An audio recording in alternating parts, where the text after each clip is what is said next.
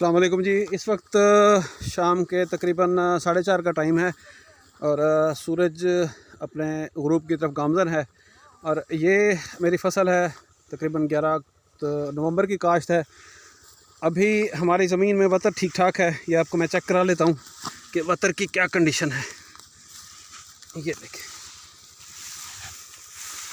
ये वतर है हमारी ज़मीन के अंदर। इसको पानी लगे हुए तकरीबन 15 दिन हो गए। ये हमारी दरियाई ज़मीन है। वतर बहुत ज़बरदस्त है। ये मेरे हाथों को भी पानी लग गया। तो इसमें इतना अच्छा वतर है कि इसे हम मतलब एक तरह का ये मेरे पाँव के निशान पड़ रहे हैं यहाँ पर। तो अभी फ़सल जो है ना वो पानी बिल्कुल नहीं मांग रही। लेकिन अब हमारी जो गंदम में है ना, आगे ये डार्क पैचेस, यहाँ तक तो फ़सल ठीक है बिल्कुल। ये आपको ऊपर हल्के से येलोश पैचेस नज़र आ रहे हैं। तो अभी यहाँ पर प्लांट पॉपुलेशन भी एक्सीलेंट है माशाल्लाह, ज़बरदस्त है फ़सल। तो अभी फिर हमने ये तकरीबन शाम के वक्त अभी आपको नज़र आ रहा होगा कि जी ये हमने इसमें ये हमने यूरिया का छटा करवाया है, ये वाला। तो इसमें जो हमारा मकसद सिर्फ ये है कि इस दफ़ा जो मौसम की शिद्दत है, मौसम एकदम चेंज हो रहा है, टेम्परेचर बहुत डिफरेंट है। और गंदम जो है ना, हमारे अक्सर एरियाज़ में फार्मर की रिपोर्ट आ रही है कि गंदम पैचेस दे रही है। अब मैं यहाँ पर आपको दिखाता हूँ। ये देखें, ये इस लाइन में ये बिल्कुल जो है ग्रीनिश पैच जा रहा है।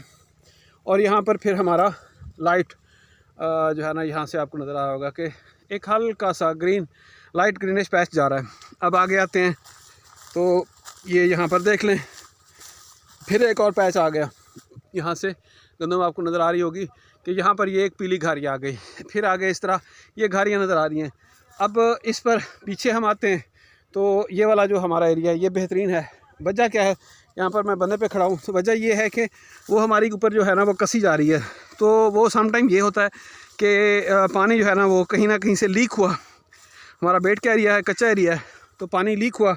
तो उस वजह से यहाँ पर हमें मसले नज़र आ रहे हैं। मसला सिर्फ जो है ना वो अपना ज़्यादा नमी का है, वाटर लॉगिंग का है।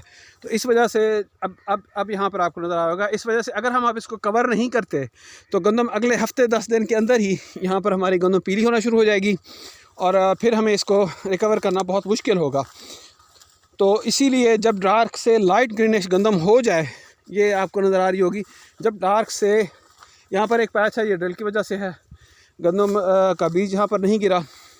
तो जब गंदम हमारे हिसाब से जब डार्क से ये एक पैच आ गया, तो जब ये एक प्रॉब्लम ये भी हो सकता है कि इसमें हमारे खाद के छट्टे करने वाला के भी कमाल होता है कि समटाइम वो जो होता है ना ये बल्कि यहाँ से भी आ रहा है, इसको पीछे से देखा जाए तो ये वाकई छट्टे वाले का जो है ना वो यहाँ पर छट्टे वाला गया होगा, यहाँ उसने अच्छी खाद डाली है, आगे फिर उसका हाथ लंबा हो गया या उसने एरिया लंबा कवर कर लिया, उस वजह से पैच आ जाता है। तो हमारा हमेशा यही हमारी अप्रोच रहती है कि जी इसको आप जो है ना वो टाइम को ना देखें कि कब पानी लगना है। पानी लगने तक तो हमारी, अगर हम इसको पानी पर ही अगर फर्टिलाइज़र का सोचें तो हमारी गंदम का तो सत्यानाश हो जाएगा, हमारी गंदम का कबाड़ा हो जाएगा। तो इसीलिए अब ये जो हमारी जो लाइट ग्रीनिश लाइनें आ रही हैं, उसके लिए फिर हम ये करते हैं कि ओवरऑल सारी गंदम को अब मैं 1 बोरी यूरिया की फ़ी एकड़ इसमें ये देखें, यहाँ पर ये गड़बड़ है, अब यहाँ पर ये ठीक है। तो इसीलिए हम इसको कवर करने के लिए 1 बोरी यूरिया फ़ी एकड़ का अभी छटा करवा रहे हैं। उससे ये होगा कि अभी ये ट्रिलिंग स्टेज पर है, तो ये जो पैचेस आ रहे हैं ये रैपिडली, इसको मैं फिर आपको 1 हफ्ते बाद दिखाऊंगा, रैपिडली कवर हो जाएंगे। कवर होने के बाद फिर हमारी गंदम जो है ना, ये आपको माशाल्लाह इसकी प्लांट पॉपुलेशन नज़र आ रही है। तो ये जो पैचेस है ना ये कवर हो जाएंगे। बाकी जो गंदम के जो निचले टिलर्स हैं, ये वाली खुराक हमारी जो ज़मीनें हैं ये पानी नहीं मांगेंगी, लेकिन अब पानी के आने तक हम बेशक इसको 10 से 15 दिन बाद ये टिलर हैं छोटे, ये हेल्दी टिलर हैं। तो इस वाली फर्टिलाइज़र से ये नीचे टिलर है, ये अच्छा टिलर है। तो इस वाली फर्टिलाइज़र से हमारी जो गंदम है वो जल्दी कवर अप कर जाएगी। उससे ये होगा कि हफ्ते के अंदर अंदर गंदम बिल्कुल स्मूथ आ जाएगी। जो ज़मीन के अंदर मॉइस्चर है हम उसी से ही इसको यूरिया को छटा कर रहे हैं। हाँ, इसमें फिर ये भी होती है हमारी अप्रोच, शाम को हम छटा करवाते हैं। शाम को छटा करवाने का जो होता है उसमें एवापोरेशन यूरिया की कम होती है, यूरिया एवापोरेट नहीं होती जितनी लगती है। अभी हम छटा करवा रहे हैं तो आपको मैं यहाँ पर दिखाता हूँ कि यहाँ पर ना आपको नज़र आ रहे होंगे कि यहाँ पर शबनम पड़ना शुरू हो गई है। ये एक टिप है, ये वाली, ये इसके अंदर ही इसी पर ही आप देखें तो पानी के कतरे यहाँ पर बैठना शुरू हो गए हैं। आपको गंदम में नज़र आ रहा है कि यहाँ पर अभी से ही ये ड्यू पड़ना शुरू हो गई है। ये उसका फ़ायदा ये होता है कि ये यहाँ पर ऊपर देखें, तो इसका फ़ायदा ये होता है कि ये जो हमने खाद छटा की है, जैसे ही हम इसको शाम को छटा करते हैं, विद इन 1 आवर इसमें हवा में नमी होती है, विद इन 1 आवर ये ऊपर से ड्यू पड़ना शुरू हो जाती है। तो वो उस ड्यू की वजह से ही ज़मीन में वैसे नमी होती है, आपको चेक करवाई मैंने, बहुत अच्छी नमी है। तो वो जैसे ड्यू पड़ती है वो फ़ौरन डिज़ाल्व होकर रूट्स को लग जाती है। तो ये होता है फ़ायदा शाम को छटा करवाने का। अब ये मेरे नेबर की है, इन्होंने 1 बोरी DAP दी थी पहले पानी पर, इन्होंने 1 बोरी यूरिया दी थी पहले पानी पर।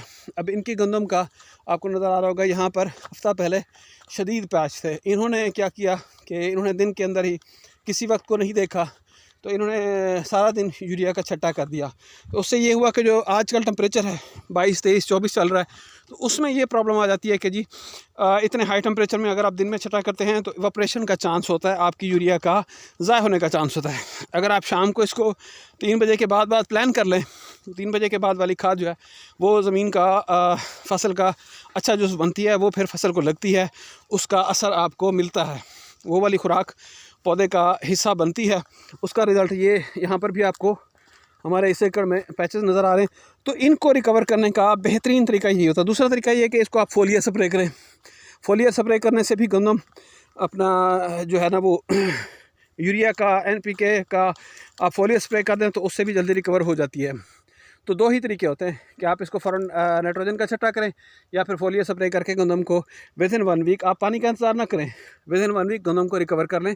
और जब पानी पर आएगी उस वक्त हमारी गंदम इंशाल्लाह ताला फिर रिकवर हो चुकी होगी। Thank you so much.